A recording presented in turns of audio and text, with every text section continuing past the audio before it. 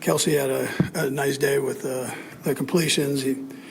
I know he's upset at the last one, but we keep rolling here and keep getting better. So, and then special teams, I thought Ariza did a nice job with his punts, over a 59-yard average there, and then Nico had some nice returns there. So, all in all, though, my responsibility, and we'll get better. Time's yours. I just take what the defense is giving us, and I'll go back and look on tape. I think the one big scramble that I had early in the game down the field, I think if I would have waited just a little bit longer, Juju ends up opening up in the spot that I ended up running. I kind of pumped to Juju, pumped to the running back, and then ran. I think if I just stretched my drop a little bit, I'd probably hit Juju for the same distance. And so that's the stuff I got to be better at. Got to trust in the guys that are going to get open and trust in the offensive line and their blocking. And so take what the defense is giving you, and then let guys make plays down the field. Yeah, well, the obvious answer, D, would be that we complete it, but I've got to put the guys in the right position to get that done. I know it's a hard play to stop that touch push and not being really one of the critical plays in that game. Just what you guys try to do to stop it. Yeah, you try to get penetration is what you try to do and be able to stop it, but that's a pretty rough one. I might have had a couple of them that they got off a little early on, but we'll look at that. Down the field. Missing a couple of receivers, right? But just in training camp, you had guys down the depth chart that stepped up and performed well. What do you pinpoint just the reason that it hasn't clicked in these first couple of weeks? I think it's a little bit of everything. Like I said earlier, it's just like kind of one guy every play. You've seen there's me missing throws early in the game and late in the game, and then there's a batted ball where I'm probably hitting Noah for a 15 to 20 yard completion over the middle, and then missing Juju early in the game. I know I was pressured, but hitting him on that. It's just little stuff here and there. And so in this league, especially when you're playing good teams and playing good defenses, if you miss those little opportunities, those drives stall out. And so we'll play another great defense this week. And so it'll be another challenge for us. And all we can do is get back to work and continue to work so that we can kind of iron out those wrinkles and be better as offense. Last two, Todd Lebo, go ahead. We saw Travis kind of emotional a couple times on the sideline. What do you think of that? Yeah, listen, he's trying to get guys fired up and going. That's him. He's that way every week if you keep an eye on him. So he's all in all the time. So that's the way it was today. Andy, what did you see? What did you think in going forward on 4th and 1 on your end of that field? Yeah, no, listen, they were going to stay aggressive likewise. I think it's important against that crew that you stay aggressive. I probably could dial up some different things there, but I think against them you've got to do that. And then I obviously thought the plays we called were available, but it didn't get done the way I wanted it. So. And the 0-2 to start the season, that's not what you wanted. It wasn't a decision to lock it up. Just kind of little passes. Yeah, keep playing hard. I'll take this one. You keep playing hard. So stick together. And As offense. Last two, Todd Lebo, go ahead. Patrick, the first drive of the second half, you guys went for the 4th down in your own territory. Mm-hmm. You guys have run that thing before, I think, a couple of years ago, maybe in the Super Bowl for a first down. But did you think, hey, we're going for 4th down here? Was that surprising you to go for it at that point? It's never surprising for me. I always want to go for it. That's just who I am, and I want to be aggressive and do that. And I know our defense, and I trust in our defense to get a stop. And obviously, we didn't get it. Defense holds into a field goal. Best that we can do in that situation. And you always second guess it when it doesn't work. When it works, it's a good thing. And when it doesn't work, it's a bad thing. But I'd rather be on the aggressive side of history than the non-aggressive side. So whatever Coach Reid does in that situation, I have full trust behind it and full confidence in it. Last one first, then you guys.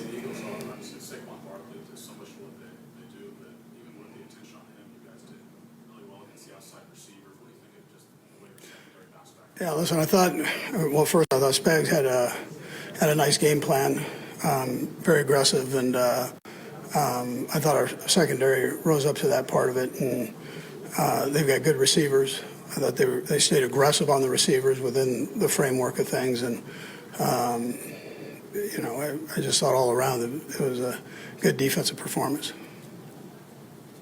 Andy, when you think about Patrick running with the football? Obviously, it's a fine line. What are your thoughts? Do you have any concerns about him taking too many hits? Yeah, he'd probably tell you the same thing. He trains that way. He goes after it, and he's not going to not take an opportunity if it's given. So obviously he wasn't accounted for on some of those plays, and he took advantage of it. I don't want to see him get the big hits, but he's a pretty competitive guy.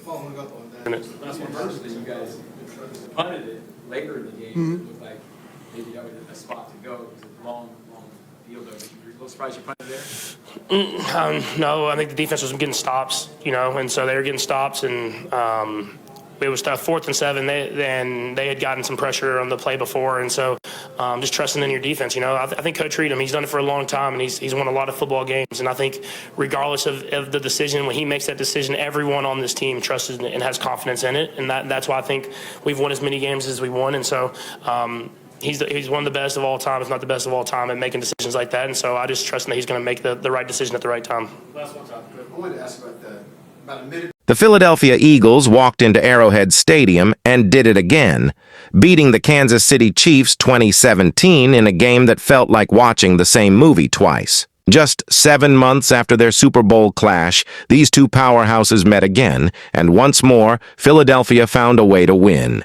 The atmosphere was electric as fans packed the stadium, knowing they were about to witness another chapter in what's becoming one of the NFL's hottest rivalries. From the opening kickoff, you could feel the tension in the air, both teams knowing exactly what was at stake. The Eagles came in riding high after their Super Bowl victory, while the Chiefs were desperate to prove they could bounce back from their championship loss. What unfolded was a battle that would leave one team celebrating and another searching for answers. The game started with Saquon Barkley doing what he does best, punching in a 13-yard touchdown run that got Philadelphia on the board first. After his quiet Super Bowl performance, Barkley was clearly motivated to make a statement early. The Chiefs weren't about to roll over, though.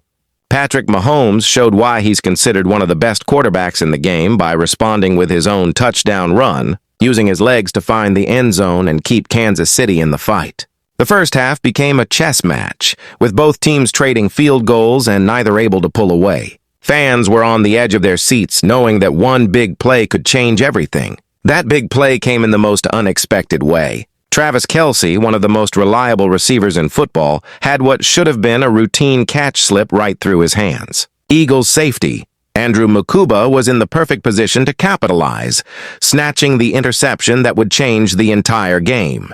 You could see the frustration on Kelce's face immediately, knowing he had just handed Philadelphia a golden opportunity. The Eagles didn't waste the gift, with Jalen Hurts finding the end zone shortly after to put his team in control. The fourth quarter brought the drama everyone expected. Down 2010, Patrick Mahomes reminded everyone why he's a two-time MVP, launching a beautiful 49-yard bomb to Tyquan Thornton that had the entire stadium erupting. The pass was perfect, threading the needle between defenders and giving Kansas City hope when they needed it most. Suddenly, the Chiefs were back in the game, and you could feel the momentum shifting inside Arrowhead Stadium.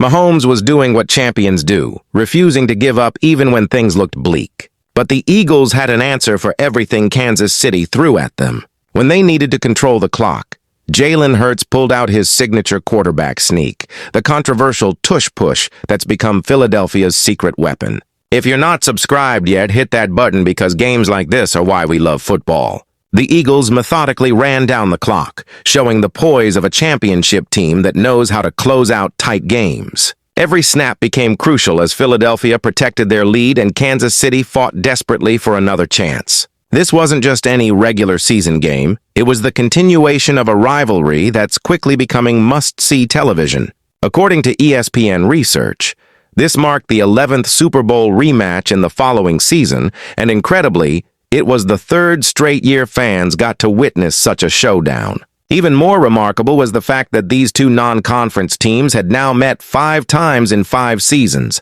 something that hadn't happened since the 1970 merger. The frequency of these matchups has created a unique dynamic where both teams know each other incredibly well. The Chiefs now find themselves in unfamiliar territory, starting the season 0-2 for the first time since Patrick Mahomes became their starting quarterback. This is the same start that plagued Kansas City back in 2014, the last season they missed the playoffs entirely. For a team accustomed to early success and deep playoff runs, this slow start has to be concerning. Andy Reid and his coaching staff know they need answers quickly if they want to avoid digging themselves into a hole they can't escape. Meanwhile, the Eagles are soaring at 2-0, looking like the same dominant team that captured the Super Bowl. Their balanced attack on both sides of the ball has them positioned as one of the league's most dangerous contenders once again. Jalen Hurts continues to prove he can lead this team in big moments, while their defense showed they can match up with any offense in the league. The rivalry between these two franchises has produced some of the most entertaining football in recent memory. Every time they meet, fans know they're in for something special, whether it's a blowout or a nail-biter that comes down to the final play. Both teams bring out the best in each other, creating an atmosphere that's electric from start to finish. Make sure you're subscribed, because when these teams meet again, you won't want to miss a single moment of the action that's guaranteed to follow.